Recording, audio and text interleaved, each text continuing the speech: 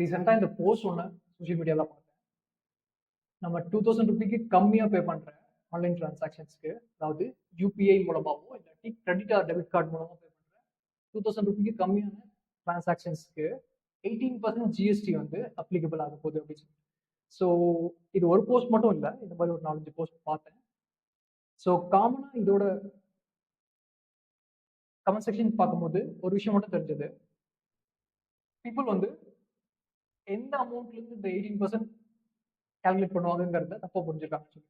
So 100 ருபீஸ்ல இருந்து 18 rupee ஜிஎஸ்டியா பிடிச்சிருவாங்க அப்படின்னு சொல்லிட்டு தப்பா புரிஞ்சிருக்காங்க. ஸோ விஷயம் அது இல்லை. இது ஒரு எக்ஸாம்பிள் மூலமா ஒரு கிளாரிஃபிகேஷன் கொடுத்துருலாம். ஸோ நான் 100 ரூபாய் இப்போ பே பண்ண போறேன் அப்படின்னா, இது 2000 ருபீக்கு கம்மியா இருக்கு, அதுக்குள்ள இருக்க டிரான்சாக்ஷனுக்கு இந்த ரேசர் பே அப்படிங்கிற கேட் பே 2% வந்து கன்வீனியன்ஸ் சார்ஜஸா சார்ஜ் பண்றாங்க. இந்த கன்வீனியன்ஸ் சார்ஜஸ்க்கு தான் ஜிஎஸ்டி வந்து எவ்வளோன்னு கால்குலேட் பண்ணுவோம். ஸோ இது 2000 ரூபாய்க்கு கம்மியா டெபிட் கார்டோ இல்லை கிரெடிட் கார்டோ இல்லை யூபிஐயோ யூஸ் பண்ணி பே பண்றதுனால ஜிஎஸ்டி இல்லைன்னு போட்டிருக்காங்க.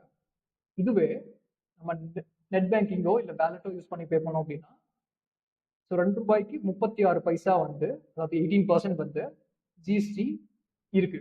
ஸோ இது டிமானிட்டைசேஷன் அப்போ வந்து கேஷ்லெஸ் எக்கானமி பூம் பண்ணும் அப்படிங்கிறதுக்காக இந்த எக்ஸம்ஷன் வந்து கவர்மெண்ட் கொடுத்துருக்காங்க. அதுவே 2000 ருபீக்கு மேல நீங்க எவ்வளவு பே பண்ணாலுமே, எந்த மோடா இருந்தாலுமே அதுக்கு ஜிஎஸ்டி வந்து அப்ளிகபிள் இருக்கு ஏற்கனவே.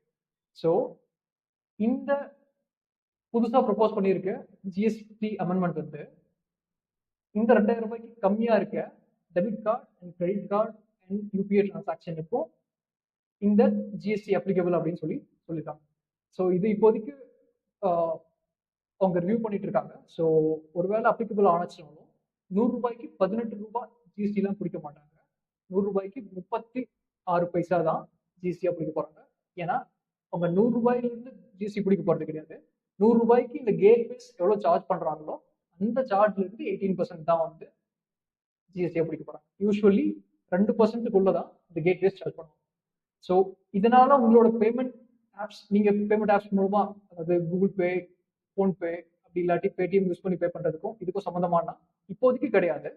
ஒருவேளை ஃபியூச்சர்ல இந்த பேமெண்ட் ஆப்ஸும் 1 ரூபாய் 2 ரூபாய் ஒரு டிரான்சாக்ஷனுக்கு சார்ஜ் பண்றாங்க அப்படிங்கிற பட்சத்துல அந்த 1 ரூபாயில இல்ல 2 ரூபாயில இருந்து 18% வந்து அவங்க ஜிஎஸ்டியா பே பண்றதுக்கு சான்சஸ் இருக்கு, ஒருவேளை அவங்க சார்ஜ் பண்ண போறாங்க அப்படிங்கிற பட்சத்துல. ஸோ